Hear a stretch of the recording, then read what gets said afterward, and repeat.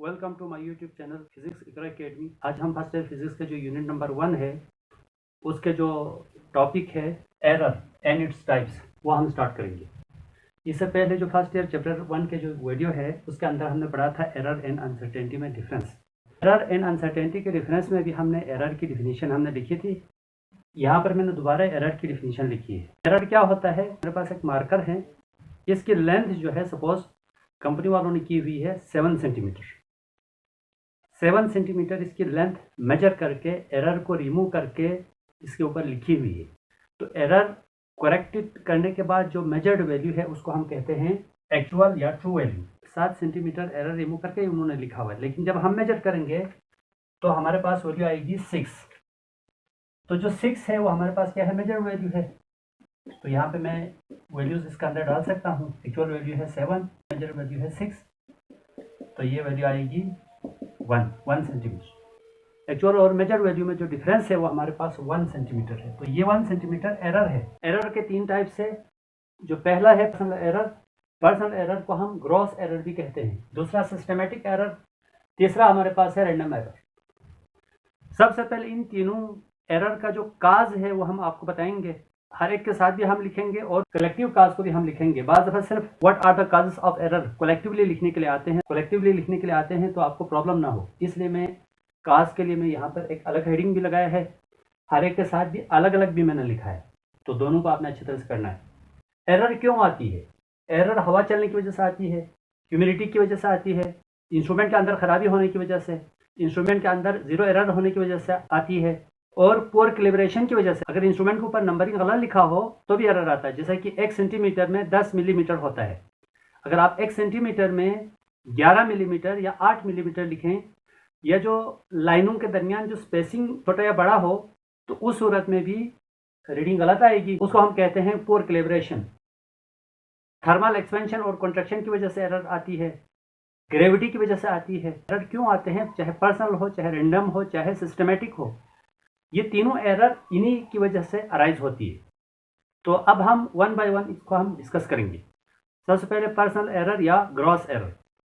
Personal error क्या होता है? पर्सनल एरर वो एरर जो एक्सपेरिमेंटर या पर्सन की जो इनएक्सपीरियंस तजुर्बा ना होने की वजह से, या एक्सपेरिमेंट उसको करना आता नहीं है, तब ये एरर आ जाती है, या लापरवाही से काम करता है। इन दोनों सूरतों में जो एरर आती है उसको हम कहते हैं पर्सनल एरर।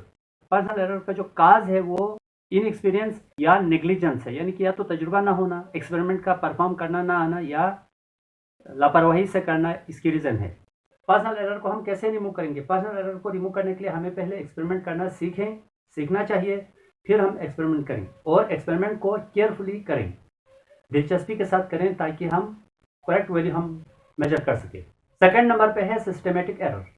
वो एरर जो सिस्टम के अंदर खराबी होने से अराइज हो जाए, या सिस्टम का जो पुअर कैलिब्रेशन 1 सेंटीमीटर में 10 मिलीमीटर होता है। अगर आप 1 सेंटीमीटर में 9 मिलीमीटर या 12 मिलीमीटर रखेंगे तो वो रीडिंग गलत आएगी। या लाइनों के दरमियान स्पेसिंग छोटा बड़ा हो तो भी रीडिंग गलत आएगी। इसको कहते हैं सिस्टमेटिक एरर। और सिस्टमेटिक एरर जीरो एरर की वजह से भी आता है। जैसा कि वर्नियर क्लिपर स्क्रू गेज है, उसके अंदर जीरो एरर होता है। जीरो एरर को फाइंड करके फिर आपने वैल्यू मेजर करनी है, तब वो वैल्यू सही होगी। सिस्टमेटिक एरर को हम रिमूव करने के लिए हमें जो इंस्ट्रूमेंट हम इस्तेमाल कर रहे हैं उसको हमें स्टैंडर्ड इंस्ट्रूमेंट से कंपेयर करना पड़ेगा।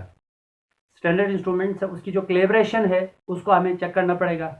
फिर जीरो एरर है या नहीं है इसको चेक करना पड़ेगा। अगर जीरो एरर है तो हमें जीरो एरर निकालना पड़ेगा। इस तरह से ये एरर रिमूव हो जाती है। सो सिस्टमेटिक एरर को हम रिमूव करने के लिए हमें स्टैंडर्ड इंस्ट्रूमेंट चाहिए, उसके साथ कंपेयर करके हम रिमूव कर सकते हैं, और जीरो एरर फाइंड करके या जीरो करेक्शन अप्लाई करके हम इस एरर को रिमूव कर सकते हैं। जो लास्ट में हमारे पास है रैंडम एरर। इसका जो रीज़न है वो अननोन है।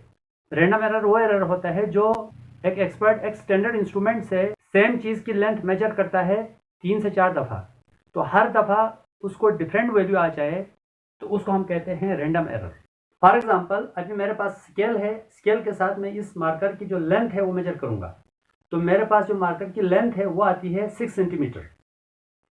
एक दफ़ा आती है 6 सेंटीमीटर, फिर मैं दोबारा इसी मार्कर का उसी स्केल से मैं मेजर करूंगा तो 6.1 सेंटीमीटर आती है। अगली दफ़ा मैं मेजर करूँगा तो 6.3 सेंटीमीटर, अगली दफ़ा 6.6 सेंटीमीटर, यानी रेंडमली उसकी जो वैल्यू है डिफरेंट आती है। हालांकि इंस्ट्रूमेंट भी वही है, इंस्ट्रूमेंट स्टैंडर्ड भी है, एक्सपेरिमेंट करने वाला मेजर करने वाला एक्सपर्ट भी है, ऑब्जेक्ट भी सेम है। एक ही चीज़ की सेम इंस्ट्रूमेंट से एक से ज़्यादा मेजरमेंट लेते हैं तो उसकी डिफरेंट वैल्यू आती है, इसको कहते हैं रैंडम एरर। अब रैंडम एरर क्यों आती है? रैंडम एरर थर्मल एक्सपेंशन की वजह से आ सकती है, थर्मल कॉन्ट्रैक्शन की वजह से आ सकती है, और नमी की वजह से आ सकती है। एक चीज़ हम यहाँ पे यूँ भी लिख सकते हैं, ग्रेविटी की वजह से भी आ सकते हैं। मैं यहाँ पे लिख देता हूँ, आगे लिखें आर, ग्रेविटी, ग्रेविटी इटीसी, यानी कि हमें नहीं पता कि ह्यूमिडिटी की वजह से आ रहे हैं या थर्मल एक्सपेंशन है, कॉन्ट्रैक्शन है, ग्रेविटी है। हम इनको डिसाइड नहीं कर सकते इनमें से किस वजह से ये एरर आ रही है। इसलिए हम उमूमन टीचर कहते हैं कि इसका जो रीज़न है वो अननोन है। अननोन का मतलब इन्हीं में से ही होगा, इन्हीं में से एरर आती है, लेकिन इनमें से किस एरर आती है ये हमें अननोन है। इस एरर को रिमूव करने के लिए हम जितनी दफ़ा हमने उस ऑब्जेक्ट की लेंथ हमने कैलकुलेट की है, वैल्यू कैलकुलेट की है, उन सब वैल्यू को ऐड करके नंबर ऑफ वैल्यू से डिवाइड करें, यानी कि मीन या एवरेज वैल्यू लेंगे तो ये एरर रिमूव हो जाएगी। नेक्स्ट हम करेंगे uncertainty and its types. Types of error भी एग्जाम के पॉइंट ऑफ व्यू से इंपॉर्टेंट है, इसको अच्छी तरह से आपने करना है। इसकी डिफिनीशन, काज एंड रिमूवल मैं वक्तन फवक्तन बताता रहता हूँ कि जो फिजिक्स एकेडमी के चैनल पर आपको नोट्स प्लस लेक्चर की वीडियोज़ मिलेंगी। 9 से लेकर सेकेंड ईयर तक आपको फिजिक्स की वीडियोज़ मिलेंगी। 9-10 में नेशनल बुक और पंजाब टेक्स्ट बुक बोर्ड दोनों की वीडियोस मिलेंगी। फिलहाल में 9-10 लेवल पर न्यूमेरिकल प्लस कंसेप्चुअल का वीडियोस और एक्सरसाइज के वीडियोस में अपलोड कर रहा हूं। एक्सरसाइज के जो वीडियोस अपलोड हो जाएंगी 9-10 लेवल पर national book plus Punjab text book दोनों की, तो फिर मैं टॉपिक के ऊपर भी वीडियो बनाना स्टार्ट करूँगा। जबकि फर्स्ट ईयर सेकेंड ईयर के जो तमाम कंसेप्चुअल क्वेश्चन मैंने अपलोड कर दिया है, न्यूमेरिकल 50% अपलोड कर दिया है, लेकिन बाकी इंशाल्लाह मैं स्टेप बाय स्टेप करूँगा। फिलहाल में फर्स्ट ईयर और सेकेंड ईयर का जो टॉपिक है उसके ऊपर मैंने वीडियो बनाना स्टार्ट कर दिया है। आपने खुद भी वीडियोस वॉच करनी है। जो वीडियोस के अंदर नोट्स लिखा हुआ है वो एक स्टैंडर्ड नोट्स है, पिछले 8-10 सालों से जो स्टूडेंट के जो पूरे नंबर लिए हैं स्टूडेंट ने जिस नोट्स के लिखने से एग्ज़ाम में, वो नोट्स मैं यहाँ पर लिख रहा हूँ। तो इस चीज़ से आपने फ़ायदा उठाना है और आपने खुद फॉलो करना है फिजिक्स एकेडमी के चैनल को, अपने बहन भाइयों को, अपने फ्रेंड्स को, रिलेटिव्स को और क्लास फेलोज़ को आपने हर एक को आपने बताना है, ताकि उनको भी फ़ायदा हो जाए और इस कार्यक्रम में आपके भी कंट्रीब्यूशन हो। मेरा न सिर्फ ये इरादा है कि 9 से लेकर सेकेंड ईयर तक तमाम topic, exercise, numerical video upload करूँ।